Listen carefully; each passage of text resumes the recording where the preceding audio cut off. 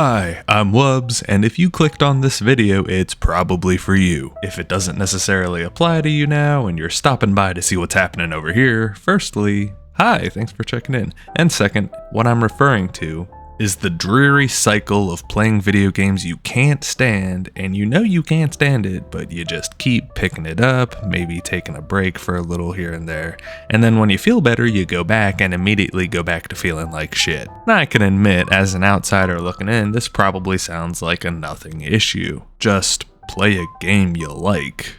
And while that may be true, the brain doesn't work like that, unfortunately. Don't worry, I'm not here to judge. I was in your shoes deep for a while, as many people are and have been. And it's a cycle that will especially start young. If you were playing a game since you were a young teen, chances are you're gonna make up reasons to start playing, and it will carry over into adulthood.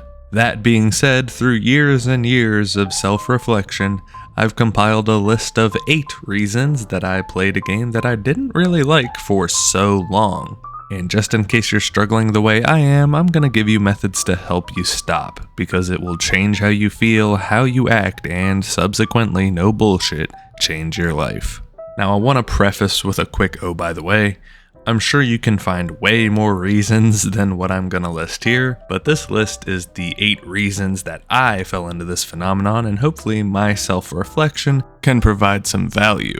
We'll start based on impactfulness, starting from a reason I was easily able to kick, going all the way down to the main reason I played for as long as I did and the hardest to change or fix. Before I start this list, as always, I want to thank everyone for watching and supporting the dream. It's more than I deserve. Now, on to the video. I'm gonna start with a little bit of an honorable mention, given that I don't think it's gonna apply to the vast majority. Honorable mention is being a streamer. Now back in the day, I used to stream this game daily, every day for hours at a time, and I actually built up a little bit of a following, and I just couldn't stand it after a certain point. Not the following, I loved the following, I couldn't stand the game. And everything kind of compounded. It got to a point that I was known for playing that game. No one watched if I played anything else, and people would subscribe and donate for this game. My fix to that, however hard it might have been, was to pivot no matter the outcome, and eventually a lot of people just stopped watching and I just kind of stopped streaming, period. I really prioritized my personal health over online wealth. Needless to say, with a fix of environment came a fix of attitude, and I was in tip-top shape, and right now I feel the best I've ever felt. I would love to start streaming again, and figuring out what to do would be up to you guys. So, I mean, if you would like to stick around, maybe figure out a time slot, probably sometime in the evening, I'll get back to it. But anyways, enough plugging for myself. Like I said, starting with the least, going down to the most impactful, we're gonna start with number 8, and it was a lack of self-reflection. I'm willing to bet a lot of people in my old position just don't ask themselves, do I actually like this? Like they'll feel miserable but think it's because of other causes, when really it's the game that they're playing that's just frustrating them and upsetting them so much. It got to the point where I would confuse familiarity with fun, and the real fix to it was start to self-reflect. Go figure. I'd ask myself, did I have fun? Would I choose this game again tomorrow? What am I getting out of this? And I would also, this might sound corny, I would journal. I would keep a log of how I felt after I would play. Eventually, the patterns get too big to not recognize and not change. Keep track of how you're feeling, you'll see patterns, and you'll know what to do. Going on down to number 7 is escapism. This one can get pretty deep depending on what situation you're in. Maybe the game's not fun, but it's just numbing what's happening. It'll fill time or distract from stress. Maybe it's just an overall low effort escape. I've long since moved away from my situation, but for me there was a lot of familial issues. And video games were always there to form as some sort of escape. A quick fix might not be in the cards for this one in particular, but if you're looking for fixes, period, you gotta start with identifying what you're escaping from. Maybe write it down, just tell yourself, whatever works for you. Is it family? Is it school? Is it self-loathing? Is it a mix? From that point on, you can make a list of alternatives that might work for you aside from playing this game that you can't stand. Maybe it's books, maybe you like writing, making YouTube videos. doing extracurriculars, going, I don't know, to the library. I don't know. The most important piece of advice I can give for this one is to be vulnerable with your close friends. That's really going to help you get away from whatever you don't like playing, and it'll give them new insight into you and make you guys closer. Trust me, it works. And if you're vulnerable with someone and they just decide to fuck off on you, that says more about your relationship with that person than it'll ever say about you.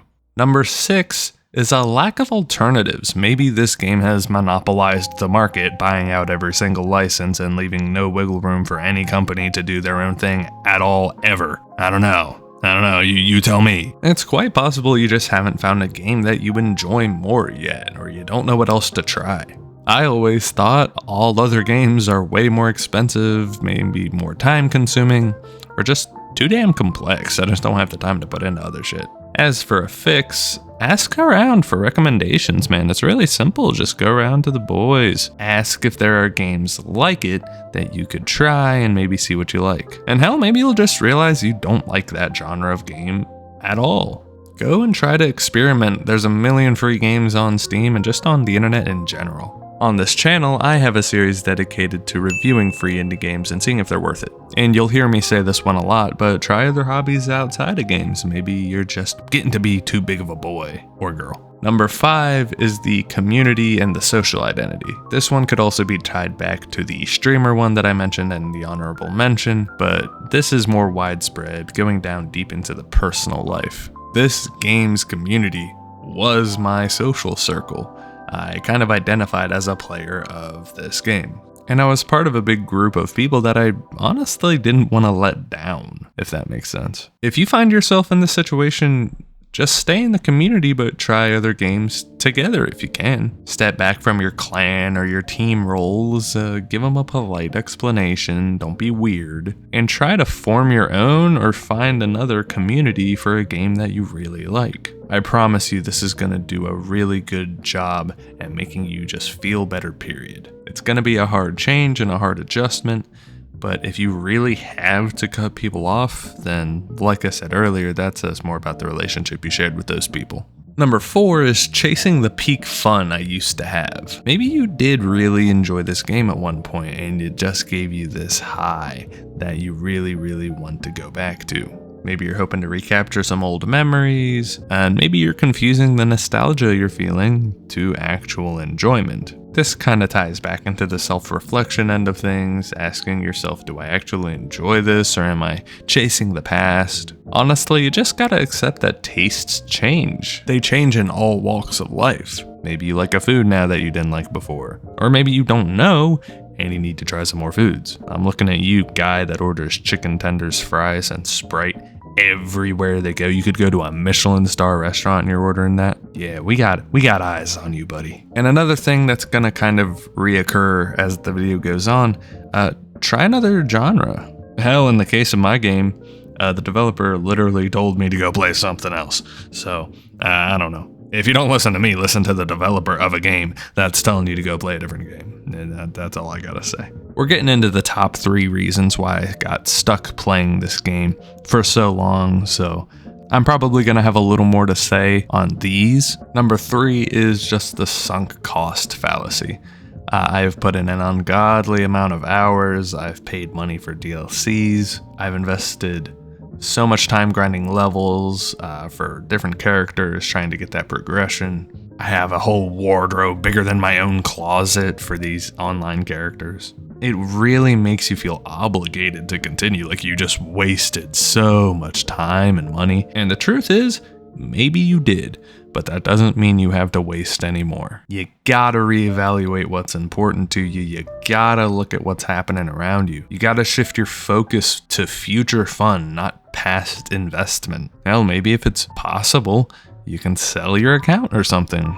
It'll help you get that closure that you're really needing. Because I can almost guarantee you, if you had to start this game fresh with nothing that you had right now, you probably wouldn't play. The sunk cost fallacy applies to a lot of different stuff. And I promise you, once you step out of that zone, you're gonna see the grass is way greener on the other side. My number 2 reason was my competitiveness and my ego. Yeah, I have no problem admitting I really, really wanted to be good at this game, and for a while I was. I had a brief comeback stint and I was just dog shit. That's what kind of hit me and realized, wait a minute, I don't need to be good at this. You know what I mean? It's like, once I turn my computer off, this doesn't matter. This isn't existing anymore. Maybe you want to maintain a rank or a status. Maybe you don't like the game, but you just like being good at it. Hell, maybe you even fear losing that skill by taking a break. The fix to this is really simple, but it takes a lot of looking at yourself and being like, okay, I was an idiot. Now it's time to change things. You just gotta really reframe what you think of yourself, almost. Something in particular that helped me is a view from other people, like people in my real world, you know what I mean? Something about me, I really like lifting. Exercise takes up a lot of my life. Would I rather tell someone I'm good at exercise or I'm good at Dead by Daylight? Which would I rather tell them? Would I rather say, hey, I hit this BR, or hey, I got Prestige 100 on Jeff Johansson on Dead by Daylight? Yeah, which is gonna sound less fucking ridiculous. Now that just helped me in particular. It really requires a lot of looking inward. Why is it important to you to be good at this game? Is there an alternative to this game? Is there an insecurity within yourself? This one's super personal, you gotta look deep. We're gonna get to the number one reason, but before I continue, if you're not subscribed, please make sure you do. I'm gonna be getting back into this thing.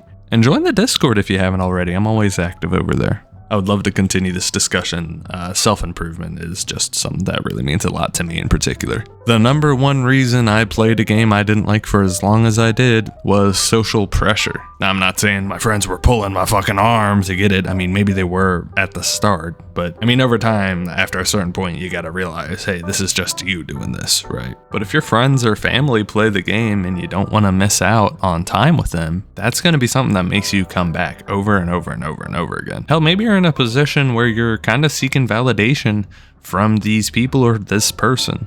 Maybe you're in an e-relationship with this girl from fucking Uzbekistan and you really want to impress her by being good at this game, and this is how you have your e-dates. I'm not mocking online relationships, you know, and it happens. I wish the best for you and Uzbekistani lady, but honestly, I mean, if this is the only time you guys spend time together, it might be time to look around.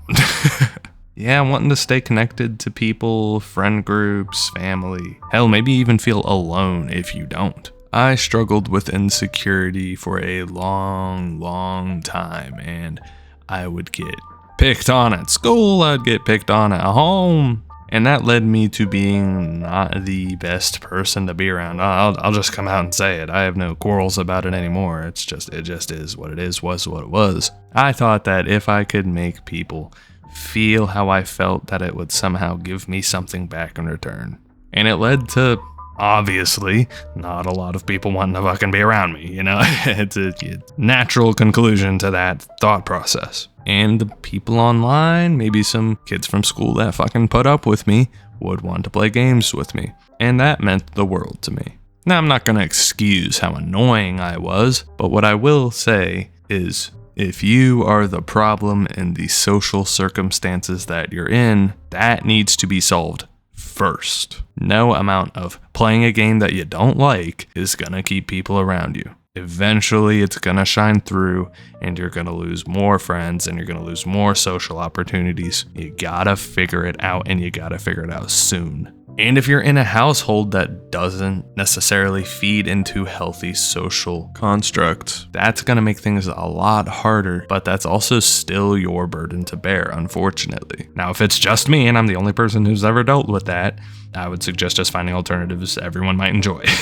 Really make sure you set boundaries. Like, hey, I'm down to play, but this game doesn't work for me. Maybe I'll just hang out. You can join for the voice chat, but play your own game. You might think it's weird, but it's super acceptable. It's super cool that no one cares. And if these people grow distant to you after you stop playing, listen to that. If that person is super close to you, you can maybe point it out and say, hey, we could hang out sometime. I don't know, however you want to word it. But you gotta listen to who people are when they tell you. Real friends will care, not friends that just play with you for a game.